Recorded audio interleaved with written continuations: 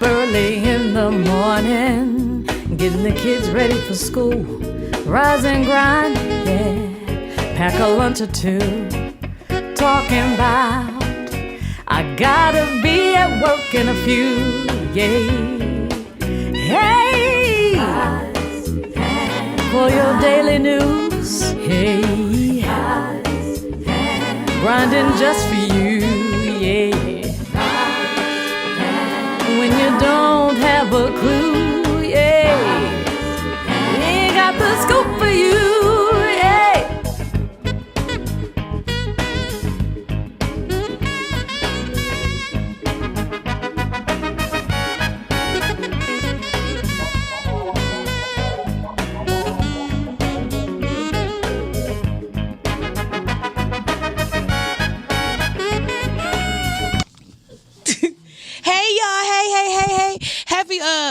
It's What Up Though Wednesday. Hell yeah, it is. I wore my theme shirt and everything. Welcome to the Rise and Grind Morning Show. This is your girl, Miss Fifi the Plug. Miles, don't throw me off. Shut your ass up. I was on the road and everything. You still on the road. Go ahead. I can't stand you. A road good. Go. So, we have an amazing show today. Yeah, it's hot. I'm talking about scalding. Anyway. He ain't say nothing. Okay. Miles is retarded, okay? Like, yeah. Every time I try to come on here and be sensible in the morning, he fucks shit up. But, you know, we just gonna roll with it anyway. We have an amazing show today. Like I said, I'm your girl, Miss Fifi the Plug, your favorite. Yeah, and I'm your other favorite. No, Miles, I wasn't about to say that. Oh. Say what you're gonna say. Miles' ass came too, y'all. Yes, y'all ladies and gentlemen. Yeah, that's how we do that. Yes, we also have company, y'all. We got a lovely guest and everything, and he brought this big ass book with him and everything. That's the holy grail of knowledge. Yes, we have Billy Carson in the house with us today, and he brought his big ass book. It says "Woke doesn't mean bro." I like that. I like that. So just because you meditate does not mean that you don't have time to go get you a couple dollars. It's basically what he's trying to tell us. That's right. And he's going to elaborate on it and tell us all about it and stuff. Welcome, Billy. Hey. Hey, thank you. How you doing today? I'm fantastic. That's I'm glad. good. I'm so happy to be here. Thank you for joining us. Yeah. So where did this come from? This like the paid Bible. Yeah. Is this the money Bible? It's been called the Financial Bible on the Streets. That's the new title that has kind of been given, Financial Bible on the Streets. And about I would say 20 years ago, I made some big business moves. I was already an entrepreneur, but I made some pretty big moves and became very successful. Became wealthy. Got you. And he said, "I'm paid." Yeah, I mean, I'm paid. You know, I even took 7 years off to raise. Hey, I got something for you. A book. I even took 7 years off to raise my kids and just spent all my time coaching them and training them and working with them and volunteering at all their schools and stuff like that. Okay. But steadily, of course, still studying, researching, meditation, esoteric wisdom, knowledge, traveling the world, and just searching for, the answers to a lot of deep questions that I thought a lot of people should have. And so right now we call that wokeness, right? Right. But I had been doing that for decades. But there was this connotation that people have that if you're seeking that type of wisdom and knowledge and understanding, then money should evade you. You shouldn't have any money. You should be poor. You should be broke. You shouldn't be retarded. You shouldn't be able to afford things. You shouldn't have nice cars and nice houses. And that's the mindset of the people out here. Got you. And I just got sick and tired of it. Yeah. When social media came around and I'd be sitting in one of my cars, or I'm sitting in a Rolls Royce and I'm doing an Instagram Live, you're trying to show off. I'm like, just sitting in my car, Right. If I had a rusty, rust bucket from 1977 Chevy Nova, you had a topaz or something, right? Yeah, you still saying the same thing. So I said, well, I'm sitting in my other car. My everyday car is just like an S-Class Mercedes. I'm sitting in that car. This nigga here. Go ahead. Ain't nobody about to play with him. You can't call him a nigga. He don't like the N-word. You better call him network. This network here. You a whole network. Either, And so I just said it's got to be somebody has to bring this information to the world. Like, hey, man, you can be woke and have an abundance. I think that they go hand in hand. As a matter of fact, if I'm running around here telling you how powerful you are, look inside. The power is in you, and you can manifest your reality, but you can't manifest a light bill. There's a problem. Ain't that something? Yeah, there's a you problem. You better preach. And so I don't think that people are going to believe you running around spreading all this knowledge, and when they look at you, you look like you can't rub two pennies together. Right. I think that if you're truly operating and living in your passion, and you're spreading real wisdom and knowledge, when you have the understanding of what you're talking about, then abundance should follow you 24/7. That's true. Yeah, that that's makes what I a lot believe. of sense. Yeah. I think that in this season in my life, I feel like that. yeah. You know, because it is really. I think it's really all about what you want and do you believe in yourself or not? Right. Because if you don't, then it's probably likely that you're gonna be stuffing fries for the rest of your life. Exactly. But you know, if not, then you know, like and we was talking about that last night. Just moving in who you are, like it. You can't sleep if you're not doing it. Exactly. You know what I'm saying? Like it'll kill you. Like you have to do that. It's especially if you're a strong mind, strong, willed person or whatever. I think that. So what moved you to actually just put it all in a book? I said, well, I had been sitting around. I think it was maybe about 7 or 8 months ago. I just continue to see negative comments on certain posts I would make. Okay. Because I have a few Instagram accounts, and so my personal account, I like to flex for entrepreneurs because I know how to reel people in. If you want to reel people in, you got to show them something successful. That's the matrix that we're living in. Yeah. I'm not going to show them a beat down, junked up, rust out car. I'm going to show them a nice car. I'm going to show them a nice house. I'm going to show them. I reel them in so I can talk to them. I got to get their attention.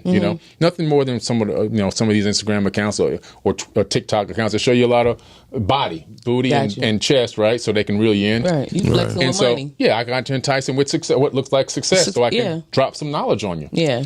And I saw a lot of the comments, and I was like, I need to put this together. So I'll say maybe 5 months ago, I said I'm gonna knock this out. I wrote that book in 3 months. I was about to say, wait a minute, because you only started like 8 months ago. Yeah. But it was originally 1,000 pages. Originally 1,000 pages, and my editor said, "You're crazy. You can't even produce a book like this. It costs more to print than you can sell it."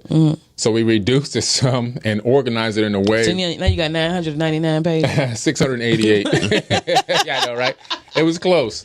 But she really helped me organize it in a way to make it like a financial Bible. So you can go to the back of the book and you can specifically look for exactly what you want to know. Like, dope. I want to find out how to get rid of my student loans. I want to find out how to save money on my taxes. I want to find out if I should buy a car or lease a car, and am I going to get a percentage of the depreciated value, or am I going to be able to write off my entire payment? All these kind of things are in this book. Is it? Yeah, financial literacy combined with spiritual practices.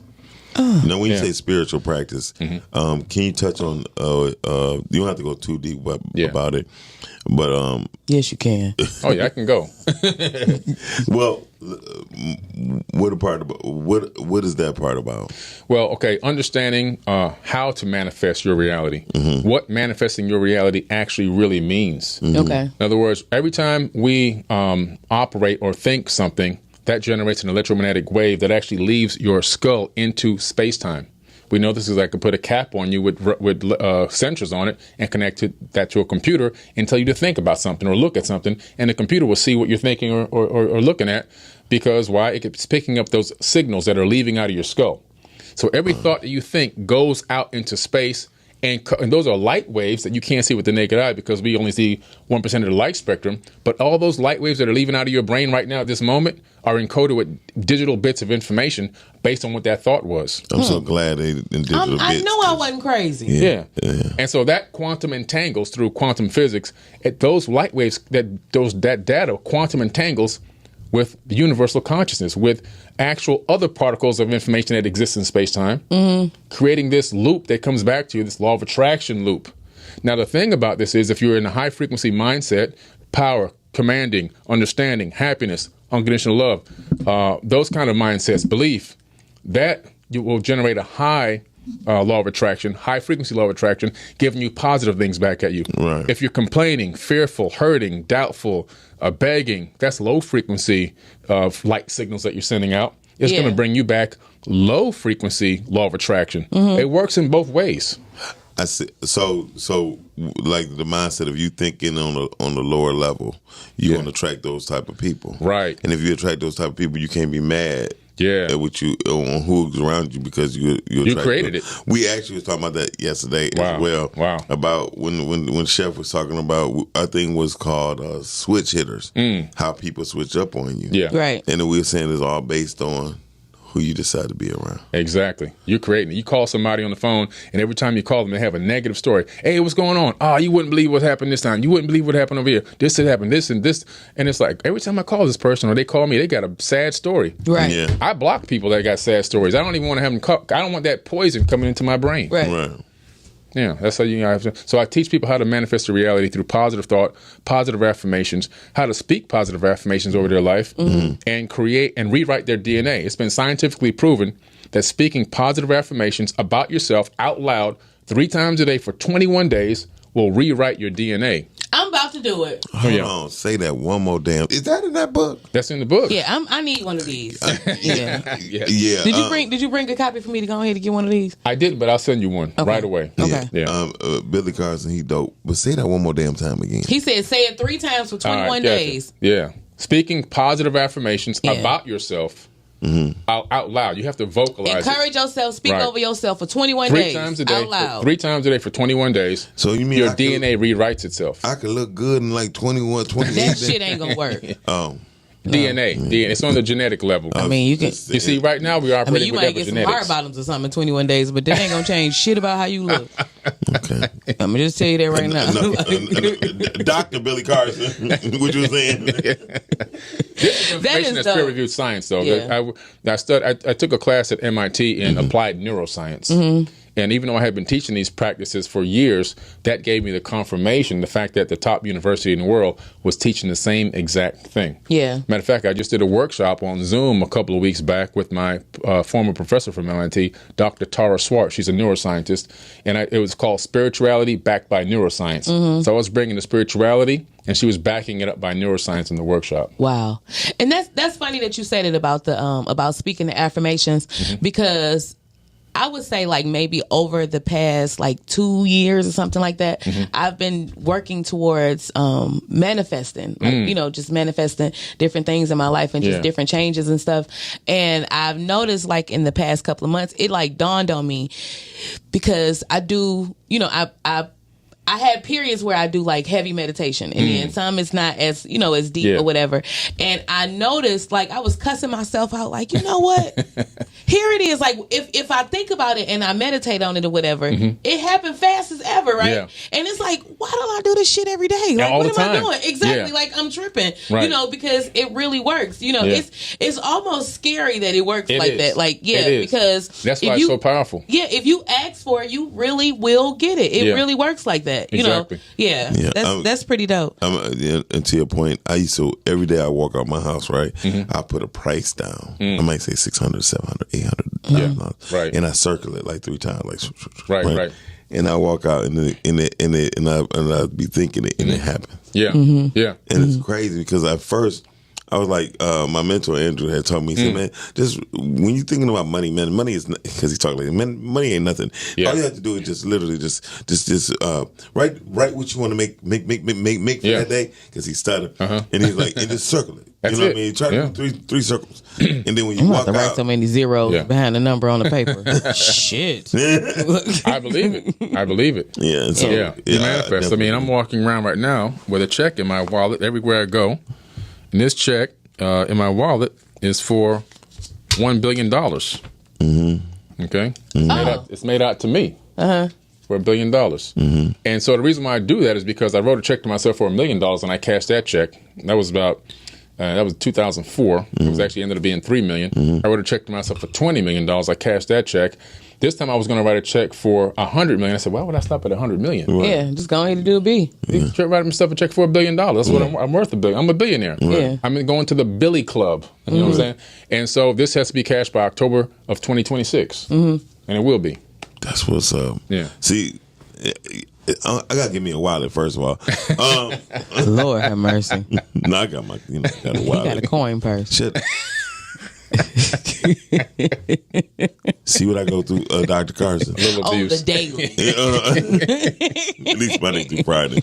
Then otherwise your husband gets you. Somebody has. Jeez. She's terrible. Are you going for do you have a doctorate in what you know? No, I have a certificate in applied neuroscience from MIT and a certificate in ancient civilizations from Harvard University. But I'm just a field researcher. I started all of this stuff back in the 1970s, researching, studying. Well, hold on, goddamn it. How old are you? He had that Benjamin Button. He said he was 8 when he started. No, he had that Benjamin Button I disease. started in 1977, but I'm going to be 50 in September, so a couple months I'll be 50. You got some good black. No, you need to take notes. Shut your ass up. Miles ain't but 14. Yeah.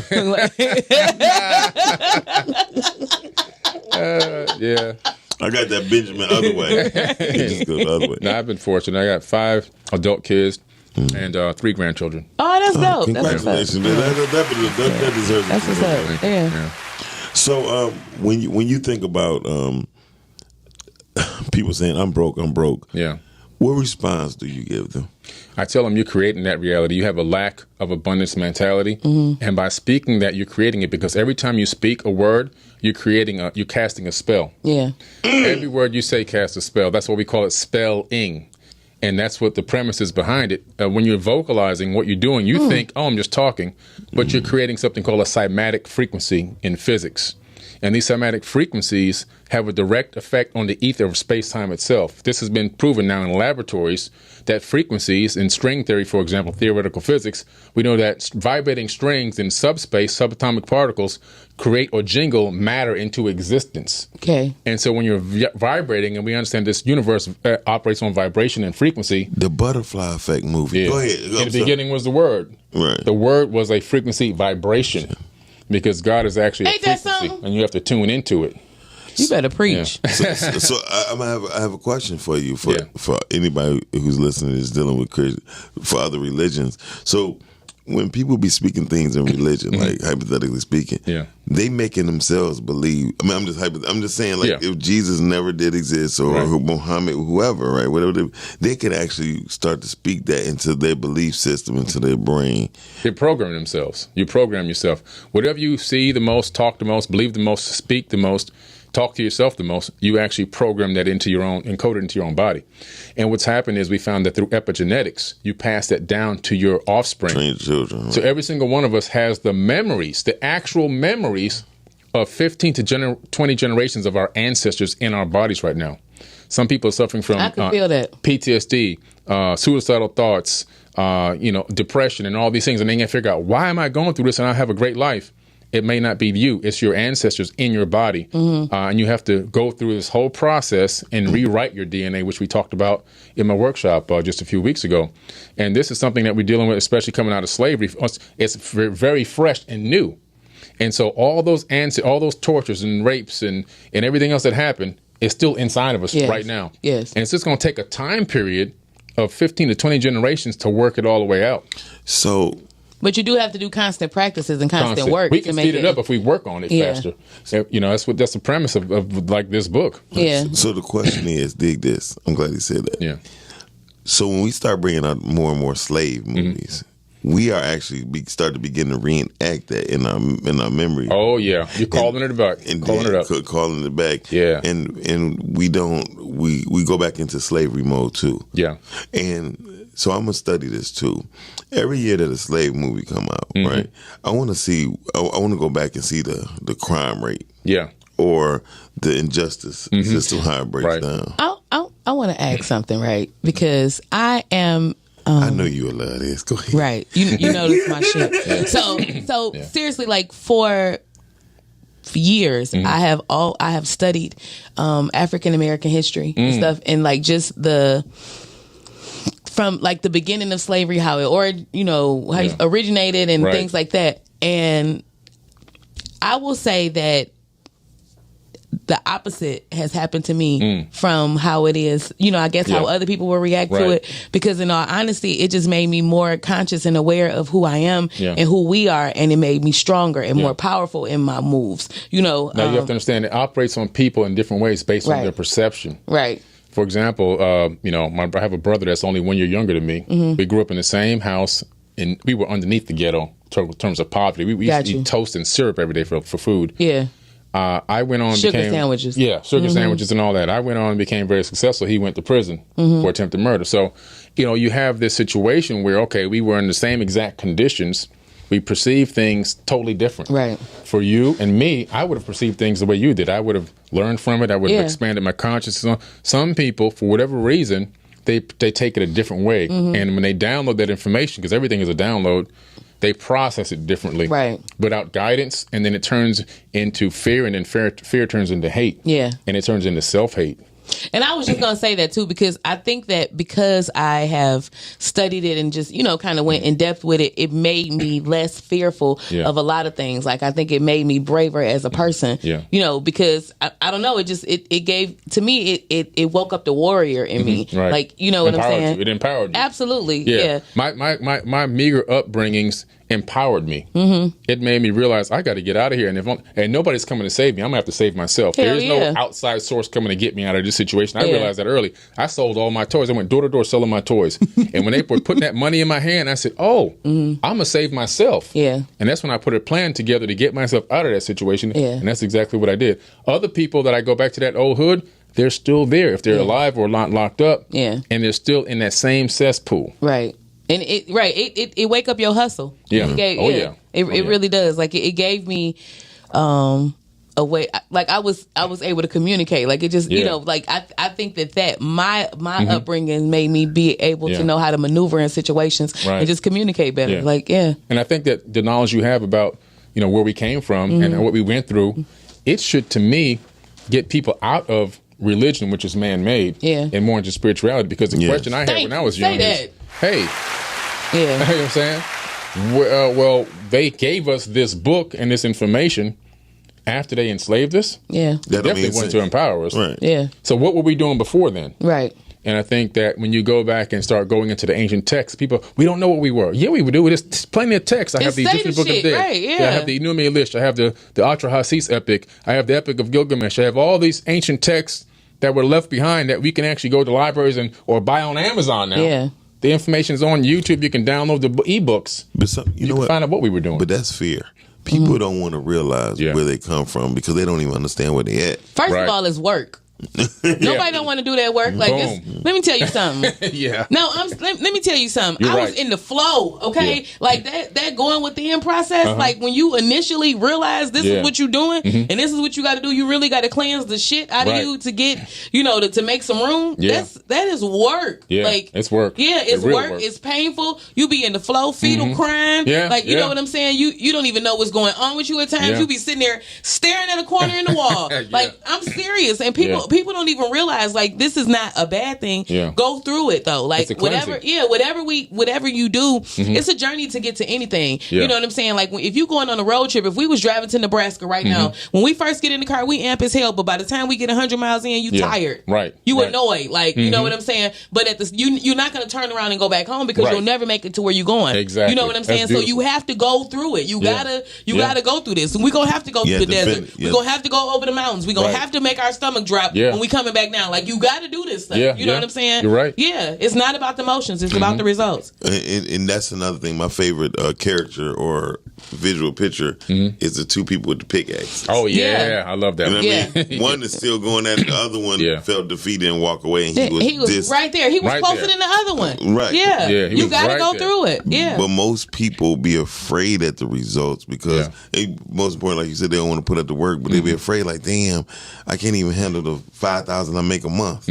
Right. Let alone talking about getting $50,000 a month. Right. So I'm gonna call somebody that had 50 before. What did you do when you had your 50? How did you keep it? How did you get to 70? Yeah. You know. But but also Dr. Billy Carson, I'm gonna call him Doctor. He got his full doctrine from Podcasting University. Your honorary. Right. So you have wrote other books than this. Yeah. Can you name the books? My first book, Compendium of the Emerald Tablets. That book became a bestseller and is still a bestseller now for 30 consecutive months on Amazon. Okay. It's over 1,400 5 stars on that. Yeah. This book is on Amazon too? That's on Amazon as well. That's a 5-star rated book as well, and it's also a bestseller. It's only been out for 3 months. And then I have an 8-volume book set on the Egyptian mysteries coming out. It's in editing right now. It's already written. And I have another book that's co-written by myself and Matthew LaCroix, which will be out in a few months. It's called The Epic of Humanity. It's going to have the most ancient text inside of one book than any other book on earth. No other book will have this many ancient text references and the actual text in the book on the planet. Wow. And then I have another book I'm writing about the fractal holographic universe, which will come out probably in the winter. The what? The fractal holographic universe. Now, what that word mean? Well, fractal is if you look at a hologram and you see the hologram, you go and look at the smallest, tiniest piece of the hologram, you'll see the entire image in the smallest pixel. The only thing you lose is a little bit of resolution. And so what they found out in physics is that when you analyze the nature of reality and you analyze what we call solidity, it's an illusion made of light, that we're living in a light matrix, and that everything here is fractalized. So as above, so below. The biggest is in the smallest, and the smallest is in the biggest. And it goes almost down to close to infinity. And so there's theoretical physicists talking now that we understand that we are living in a creation. That's a fact. What is the method of the creation? What created this? Or what's behind the scenes giving us this illusion of solidity? Because atoms are 99.999% empty space. So it is a holographic matrix of light. What he just said, Ain't that something? I just got to take in. Yeah, that feel like a lot of math. Yeah, that's a lot of damn man. But so Yeah. so It doesn't mean we're not real. We're real. well, right. Because divine energy is what's fueling the matrix. But there's only one consciousness. So there's only one consciousness that actually exists. And we're all part of that one consciousness. Henceforth, Avengers Endgame. Yeah. When Thanos snapped his finger, he was like, "This is the world I want to get rid of." Was that Right. on Tubi? No. Marvel. She only like free TV. Okay. Oh, no. That's Miss Free TV. Tubi, YouTube. Okay. If it ain't on those, she Right. don't watch it. Okay. Also, I'm like, we're going to segue into us. Yeah. Dr. Billy Carson has his own television network. You do? Yeah, I do. Yeah. Forbidden Knowledge TV. I would love that. Oh, you can. Yeah. I'll get you set up. Yeah. I got you. I got you. Now I'll pay for that. Got you. Look at Yeah. and Fifi always, she's the documentary queen. Okay. Yeah, I am Nice. a It's documentary head. 5,200 shows up there, all conscious content. Seriously? Yeah. I need a subscription today. Yeah. I got you. So one of my favorite people that I've had the privilege to meet, Yeah. and it's bad because I just drew a blank because I'm looking at his face, and he wrote the book White Power, Black Labor. Wow. His name is Dr. Claude Anderson. Okay. Are you familiar with him? No, I'm not familiar with him. You have to read Dr. Claude. He's probably the largest black-owned seafood company in DC off of Maryland. Okay. He bring in crawfish, shrimp, crab. Wow. And he talks about, his book is called White Power, Black Labor. When I say it's a powerful book. Yeah. Oh, wow. I'll check it out right away. It's one of those books that hit the switch in one of my rooms real quick. Wow. And it made me understand, like, Detroit was about to have a place called African Town. He's the one who convinced Kwame, let's go for it. Yeah. But the city council shot it down. Ah. He was like, but in every city you go to, they have, Chinatown, Yeah. Germantown. Right. Yeah. We got Greek Town here. Yeah. And Dr. Claude Anderson said, why you can't have an African town in one of the largest cities in America that contains black Black people, Yeah. yeah. Yeah. At that time, Detroit was maybe at 1.4 million, just black people. Okay. Like, it took me a long time to actually see a white person when I was growing up. In the city, yeah. Wow. In the city. Wow. I mean, for real. Like, When Yeah. I came here, yeah. Yeah. When I first came here, I was like, I didn't see, because in New Orleans it was diverse. Like Right. it wasn't just all black Right. people or whatever. But yeah, here yeah. it did. It So, took a long time. Is this your first time in Detroit? No, I've been here my third or fourth time here now. Okay, so we got streets and blocks full of black business. Yeah. So any other city I've been to, I don't see that. You know what I mean? Yeah. And upscale neighborhoods in most cities, they have 1 or 2 neighborhoods. Detroit has 6 to 8 Wow.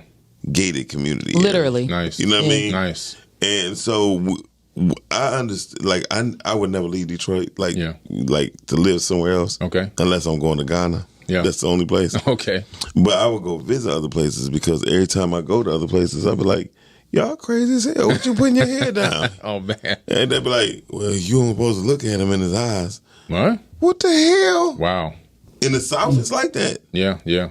There are certain places in the South that are still like that They are. today. Yeah. Yeah. And there's certain older people who still do it. Right. You know what I mean? Mm-hmm. Hey, you go, Mr. Johnson. I was sitting there looking like, when my friend, my friend uncle, I was looking at that white boy like, what's up, Mr. Johnson? Yeah. Right. And just like he said, that's a learned behavior. Yeah. You know what I'm It is. saying? It is. And older people are stuck in that religion just like they stuck in the religion. Right. You know what I'm saying? Yeah. Like they stuck in that. That was their Bible. That was their Bible of survival to act like that, to have that type of mannerism. Yeah. And it just, I mean, because their offsprings never became conscious enough to even reach back and tell them nothing, you know, they were like that.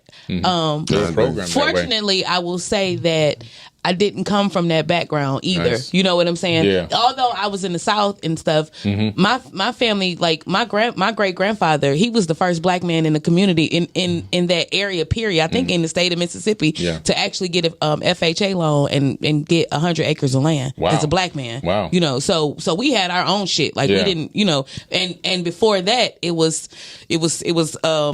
interracial. You know what I'm saying? So it was like we didn't deal with that. Yeah. But at the same time, I saw that and people came around and I was able to experience it third party. Wow. We wasn't in it like that. So it, you know, it just kind of give you a little bit more power. And also we were that was taught to us not to be like that. Okay. You know what I mean? Yeah. Although we still saw it. And I just be thinking like, cause you know, when I talk to people all the time,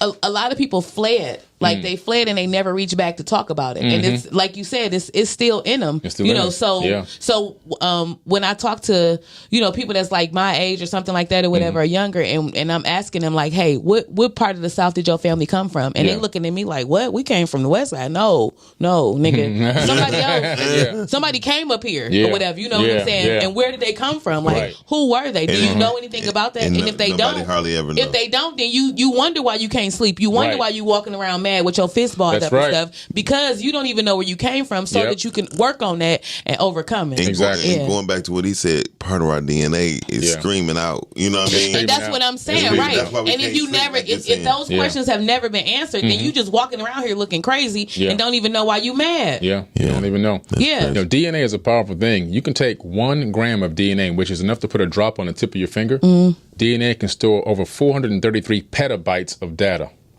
And the thing that makes it... How many hard drives is that? That's enough hard drives to fill up this whole office and half this building. And you have enough DNA in your body to store 13.5 billion years of information. And that's, ironically, the age of the universe. And so every atom in your body has been here since the very beginning, since the very beginning of time. All you are is reconstituted atoms. Your avatar body part is reconstituted atoms. But the storage information that's in them. So some scientists said, well, this is interesting. Let's check if DNA and atoms can store information. So they started first with DNA, and they were able to download information directly onto DNA through a process where they convert the A's, C's, T's, and G's of the DNA to zeros and ones, bits of information. They downloaded an ebook onto DNA, then connected it to a server, reconverted the zeros and ones back to A's, C's, T's, and G's, uploaded it back to a server, and got it back into a computer. Then they replicated the book 80 million times on 1 gram of DNA.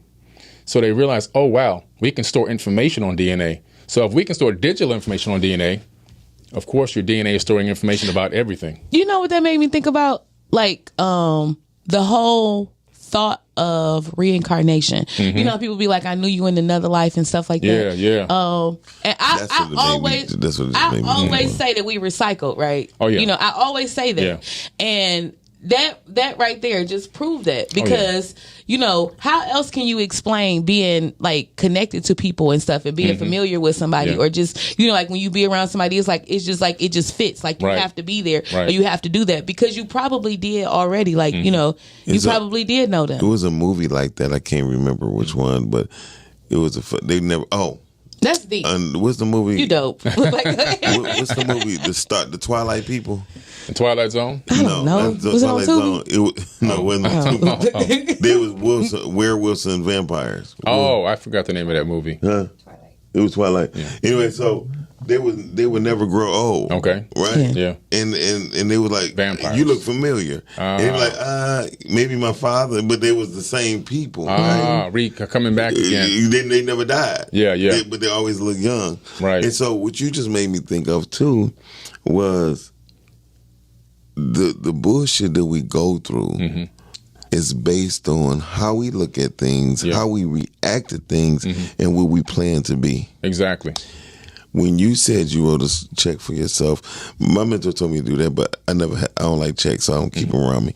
But you better write a money order. Right on the old check. Right. But I'm gonna do that. I'm gonna do that. But my mentor was telling me, and it makes everything beginning to make sense just talking to you and have an understanding, because Minister Farrakhan said, "Have you ever seen a bird in a worm line?" Wow. Wow. But you seen grown ass men who our brains is so massive. And he said he said it. He said can store That's deep. the world's the beginning of time's database. Right. Yeah. He said, but a bird brain is no bigger than a penny. Yep. And they can't even. And he got sense enough not to stand in line and Right. be begging. Right. Yes. Yeah. And so when he said that, and from what we talking about right now, it really just hit me. And Yeah. I got a whole nother perspective. Right. You might have changed my life for the next For the next life. 25, 30 years. Yeah. Wow. And I'm gonna tell you, Why is that? why. Because everything that I was thinking, that I was doubting myself on, I was trying to figure out how can I tell people. I see. Right. Now, Confirmation. I'm not as articulate with you as you with words. Yeah. Because you know how to say them and you know how to explain them, right? But I was saying shit like, motherfucker, don't you know what I mean? Which I should have been like, listen, by the diameter of the way you think. Diameter. Right. I'm gonna need you to carry a dictionary, And it got to go a thesaurus or something. It got to go congruent. It got to go congruent tirary of what we thinking. Yeah.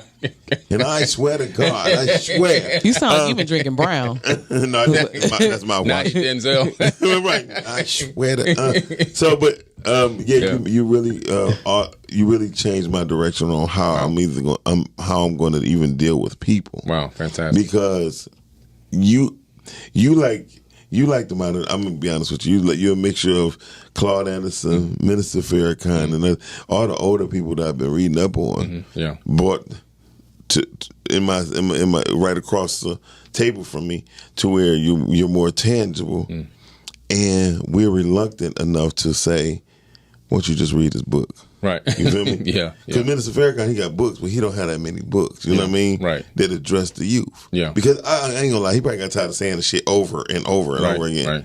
Because nothing new is up under the sun, even compared to what you just said. That's right. Absolutely. He just gathered it. Yeah. Yeah. I just gathered it. I appreciate that. Like, thank real you. shit. Thank Yeah. you. I mean, because You just made me believe. No, I'm not crazy. Yeah. Yeah. Oh, yeah. You're not crazy. And that's Yeah. You're not she crazy. said it in one sentence. Yeah. Because all this while, because so I've been hearing voices since I was 4, and people used to always like when I meet people, hey, hold on. Mom, keep talking crazy. Okay.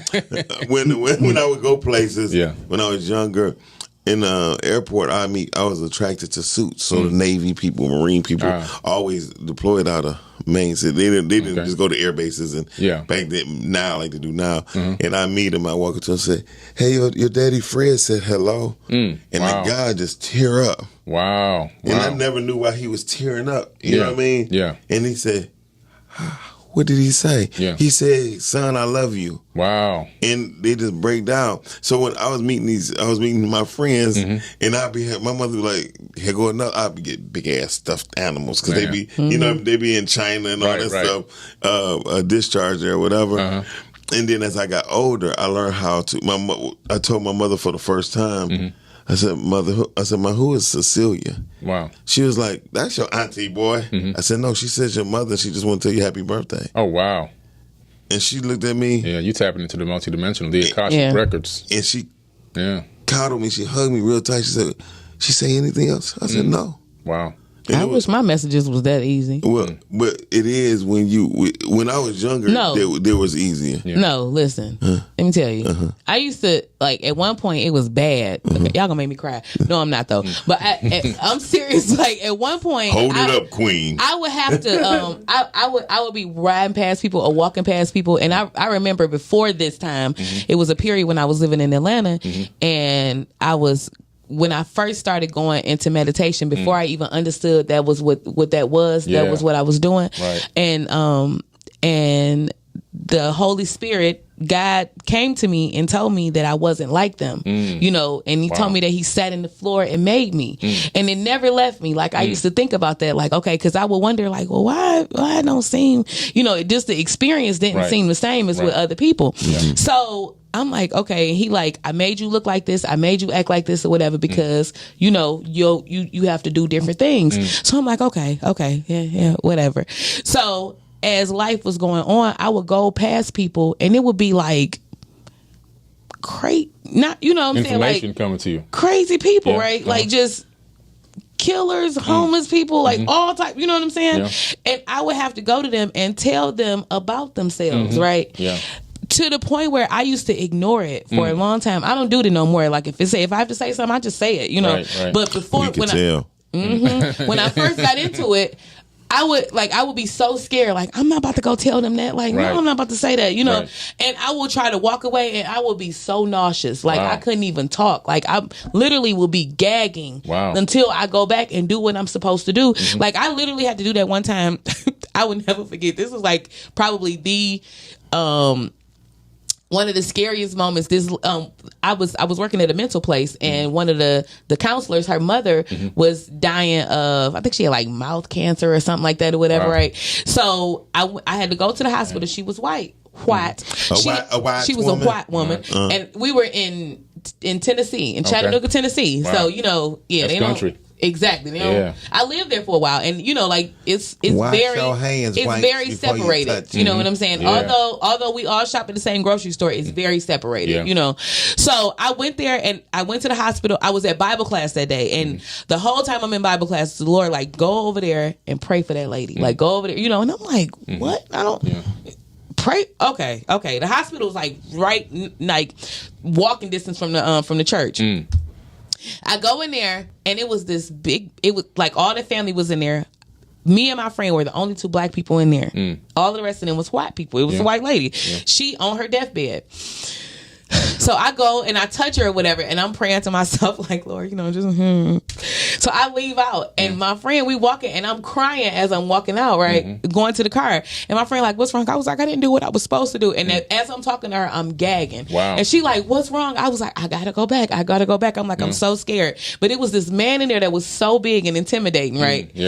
And I'm like, okay, so while I'm going back, the Lord like, hold their hands and pray for them. Hold their hands. Make sure you holding her hand and make everybody hold hands and stuff. And I'm like, okay. So I go in there and I do it. I hold the lady hand first. That big old man came straight to me and grabbed my hand, right?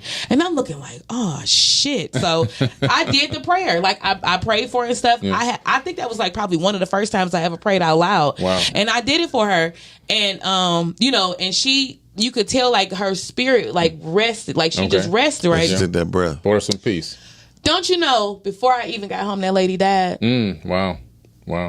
I was like, oh my God. So the Lord, like, you saved her. Like, you know, like you saved her. So at that point, I think that was like probably like the scariest time that I had to do that, because it was, you know, I felt like I went in the Klan house and I'm serious. Like it was white people. Yes, it was, you know, it was so crazy. And they looking at me like, you know, but at first they was looking at me like I was like that I wasn't serious or whatever, because you know, I'm coming in like me, just it's like summertime or something. I'm you know, dressed probably summery, just, you know what I'm saying? And booty shorts. Yes. And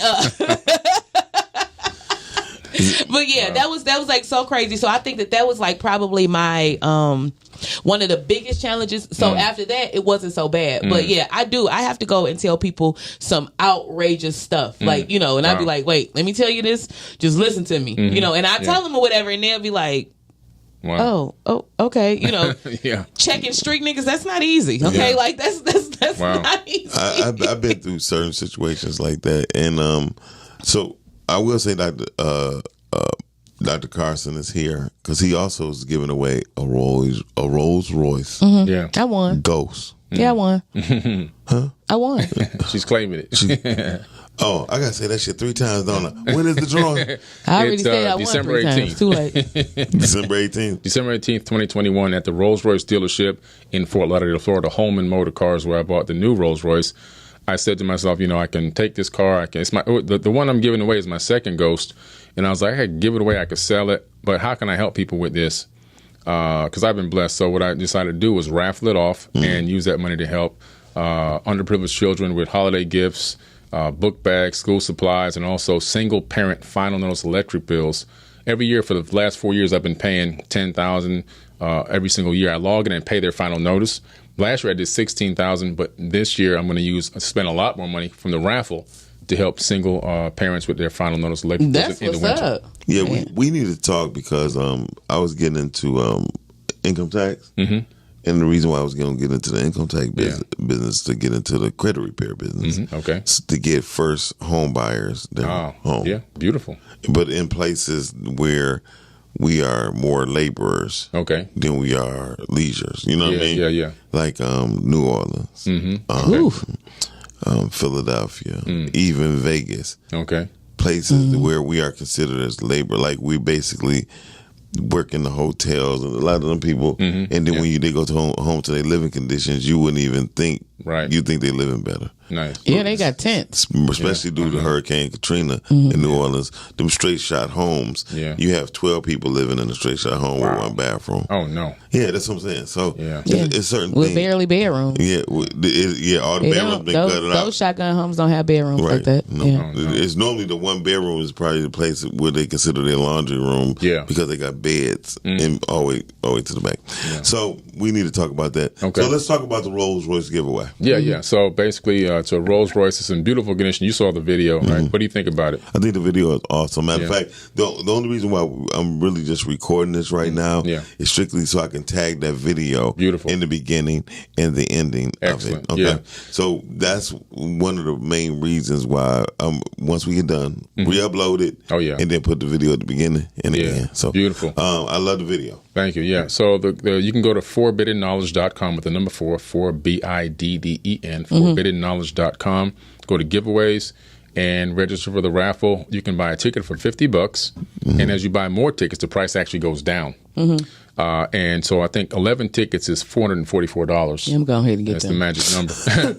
And I'm capping it at 100,000 tickets, so no more than 100,000 tickets will be sold. So the odds of winning are high. In a lottery, for example, it's unlimited amount. Anybody can get in. Your odds are very low, but this is very high odds. It's going to be raffled by a third party. It'll be done at the Rolls-Royce dealership. And if anybody wants to come down to the dealership today, I'll be there to hang out, sign autographs, sign books, whatever. And the car will be shipped to whoever. If you can't come, it doesn't matter. It'll be shipped and delivered to anybody. It ain't a fan. It's a ghost. One of them. I'm getting that. That's what I said. I'm getting that ghost. And so that's what I'm doing. And I think it's going to be a great opportunity because somebody can get that vehicle. And, one person was commenting, like, if I win this car, I wouldn't want to win it because then I have to pay for service. It was like, just sell the car. This is an opportunity for you to get some cash in your hands. Investment. You can buy real estate. You can pay for your college tuition for your kids. Whatever. How much is a Ghost worth? That particular Ghost is used, and so that one's worth about $130,000 to $150,000. Used. You know how many houses you can buy in Detroit with $130,000? I know, right? You can buy a whole zip code. You can buy a house for $40,000, put $15,000, $20,000 to fix it up, and then flip it for $120,000, $130,000. No, there's all day long. Houses for $2,400 right now. Oh wow! Oh shoot! Yeah. That's incredible. Yeah, I'm gonna call you after this show. you definitely get my number. Yes. So the whole thing about what he's doing, y'all, Dr. Carson is, and I was saying Dr. Carson. That's right. You can speak affirmations. I'm gonna say it 3 times a damn day. Keep going, Miles. Okay. And Dr. Carson is basically giving us an opportunity to invest into ourselves for only $50. And it's just something to think about. You win a Rolls Royce Ghost, and like he said, people always have excuses. The maintenance on it, yes, the tune up on the motherfucker is $1,500. Right. And if you can't afford it, sell it. Yeah, you know what I mean? Yeah, don't keep it, sell it. Yeah, you don't try to put no 89 gas in it either. Right? No, you better not do that. Better not do that. You're not gonna make it past the gas station. Game over. Game over. Yeah. So Is the Rolls Royce Ghost one of the Rolls Royces that's hand put together as well? Yeah, it's a hand-built car, And so the beautiful thing about the Rolls Royce, why I don't even call it my old car. You never have an old Rolls Royce. You only have a previous owned Rolls Royce. There you go. That's what I say about my Mac. Yeah. I don't got no old Right. Mac. There you go. Damn it. I got a previously owned. Right, exactly. Okay. It's a work of art. It's a hand-built car. A lot of people say, why do these cars cost, like the new one is $400,000? Why is it new $400K?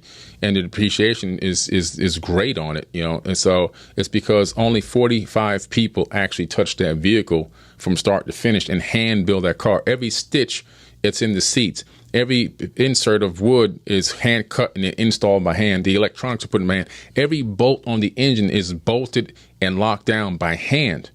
There's no machines doing any work. The pinstripe, there's only one person in the entire Rolls-Royce company that can paint the pinstripes. And he has to be flown all around the world to paint pinstripes on the vehicle. I mean, so this is the level of quality and care. Every car is an absolute work of art. That's awesome. And that's what, so you're driving, it's what they call them coach cars. It's not really just a production car. Yeah. And every car is test driven and road driven, whereas even in the S-Class Mercedes, it only test drive or road drive every 1 out of every 70. Rolls Royce is every single one is road tested. Right. Yeah. Let's put it like this too. My friend has a Phantom. He told me his damn rugs is $3,200 a piece. Right. Yeah. Plush. He actually has slippers. You put on slippers when you get in. Yeah. I told him I don't even want to ride in there because if I drop a drink, I'm not paying for it. So $3,200 just for the. Yeah, I'm not even eating a peppermint in there. One rug. Just sit down. So what Can made somebody put the seatbelt on me? what made you want to give away the Rolls Royce? Well, it's I bought another one, so I'm up to my third raffle. Well, I said to him, when I bought the new one, I was driving with my son in the car, and I was like, well, what am I going to do with the one we got now? And he was like, I don't know what you're going to do. And I said, I can sell it or I can rent it, because I used to rent the car out. When I first got that vehicle, I would rent it for 15 days out of the month for $900 a day, and then I would keep it the second half of the month. The car paid for itself and made me a profit. All day. And you got to learn how to play in the matrix out here. Right. Yeah. Because the lease on that boy is a nice little penny, but at the same time. $2,500 a month, And so I said, plus the insurance is another $1,000. I'm about to say, on the Rolls Royce, you have to have insurance. Oh, yeah. Ain't nobody riding around with fake insurance on the road. This is how I knew one of my friends was lying. He said, "Yeah, man, I got my car in the shop. I wrecked that." I said, "No, they don't. They just give you another one. Give you another one. They get another. They don't. You don't get those cars fixed." And that's how I knew he was lying. Yeah, you don't get them fixed. I was like, first of all, you fucked up the car. You had to take it back to the luxury place. But so I said, I came over and I just said, wow, if I raffle this car, I can raise significantly more money than what the car value is, and I can help a lot more people. And the person that gets the car gets a blessing, because now they got money to invest into whatever they want to. Yeah. And so I said it's a win-win for everybody all the way around. So do you ship it to them at cost after they win? Yeah, ship it to them. They don't pay for anything. I've shipped the vehicle to them. No matter where they are in the world, wherever they are, they'll get the vehicle shipped to them. About 2 months ago, ironically, if you go on my TV network or on my YouTube, you'll see that I gave away a brand new Ford. It was a Ford, I forget the name of the car now. Don't worry about it. Blacked out rims and everything else. So one of my TV subscribers, I just randomly selected a person out of my active TV subscribers. There you go. Say that. Somebody who paying for shit. You paying your $7? Okay. And I picked this girl's name out. She lived in Atlanta. And on the video, I flew her in town. She came down. I picked her up in the Ghost that I'm actually raffling off now. We were having a conversation in the backseat. I took her to the vehicle. She loved it, signed the titles over and everything on video, and she drove off. And I didn't make her drive back home, though. I gave her a check for $1,000 to ship it back to Atlanta, so I didn't want a single woman driving back to Atlanta in a car. Well, from Miami? From Fort Lauderdale, yeah. Yeah, that would have been an easy ride for her. Oh, no. All the way to Atlanta. I mean, you're such a gentleman. A single woman? No, it's dangerous. She's such a gentleman. I wouldn't do it. She drive trucks. Yeah, okay. Yeah, and she got a pistol. She got a license to carry a pistol and everything. I see, a genius solves problems before they happen. Ooh. Say that again? A genius solves problems before they happen. And all I can see is you get in the car, and she get in the car and start driving away, something happened, and it's partly because of interaction with me. I don't want that. And we're going to solve this problem before it happens. This car going to be there when you arrive back. Here's your ticket money, too. Get on the plane, go back home. Your car going to be there when you land. So that's how I do things. And so it worked out great. So now that car is ironic that car that's in that video is now being, given away. And then the one I just got now, the brand new one, I'm going to raffle that off in probably 12 months too. What kind you got now? I got a new Rolls-Royce Ghost. I love the Ghost. What year? What year is it? It's a 2018. Okay. It's 5,000 miles. The beautiful thing about the Ghost is when you can drive the car, or you can be driven in it. And I have a driver. And so, but when you drive it, you don't feel like you're the worker. You know what I'm saying? So the Phantom is just too big. You look like you the chauffeur. Yeah. You're not going to be. Yeah. I told anybody who just drive, I told my boy, he's, man, I don't want nobody to drive my shit. I said, fool, this is a luxury car to where they're supposed to have a driver in it. Yeah. Dr. Carson, can you tell people how they can reach you? Please go to forbiddenknowledge.com with the number 4, forbiddenknowledge, forbiddenknowledge.com. And on there, you'll find links to my TV network. You'll find links to my social media platform, Unite the 99. I have my own social media platform as a combination of Instagram and Facebook functionality. There's no algorithms. Your post will show up in the order it was posted. That's it. None of this suppression and oppression of information. And everything's on Amazon. That's what's up. I wish it could go longer, but I know you're a busy person. I love the book. Can you hold that book up for our people? I can do that. K, and put it a little bit closer. K. Not that close. Yeah, back in the day. Woke doesn't mean broke. Hey. So, but I understand why you wrote the book, because a lot of people who be saying that they woke, they do be broke. And if you that woke, why you broke? Why you broke? That means you have broke. the information, but you're not applying it. Right. That means you just talking shit instead of living the shit. Yeah, right. Fifi, where can they find you at? Right here. Where? No. Monday through Friday, you can find me right here with Miles, 9 a.m. Also, you can find me on the Pink Park. We had a really awesome episode last night. It was great. Black Love. Yeah. Shout out to Cookie and... Oh, you call her Cookie? Yeah. Joe. Yeah, Joe and Cookie and Joe, yeah. Shout out to them for coming in and... sharing, being transparent about their Black love. That was so dope. But if you guys are looking for me on social media, you can find me on Instagram and Facebook at Ms. Fifi the Plug. That's MZFEFE the Plug. Yep. Say it. I'm not. Say it. And you can find me M Dixon M Dixon 313 on Instagram, or Miles Dixon the Mediapreneur. Oh, The manure. I like that. Miles Dixon Mediapreneur. Media manure. Because I'm the shit. On Facebook. And thank y'all for watching us. This was awesome. This episode was very informative. I love it. Thank you, guys. And it was confirmation more so for me, too. It was. Fantastic. A lot of confirmation. I've been asking my universe for some things, and you came and answered a lot of Hey, questions. that's what it's all about. Yeah. Definitely. So on that note, y'all, we leave y'all in peace. Dr. Carson, you got any last words you want to say? I would just like to tell people, listen, don't put a cap on your capabilities, on what you can do in your dreams. If you feel like you're being held back, dig deeper, get a pen and paper out, write down things you want to accomplish in your life, and put together a plan to actually achieve them. And remember, achieving that's going to take sacrifice of something else that you have. So energy exchange is going to create your reality. Yes. Yeah. So dope. All right, then. Thank on you. that note, we are out. We'll see y'all tomorrow, 9 a.m. It's the Rise and Grind Morning Show. All right. Peace. Hey,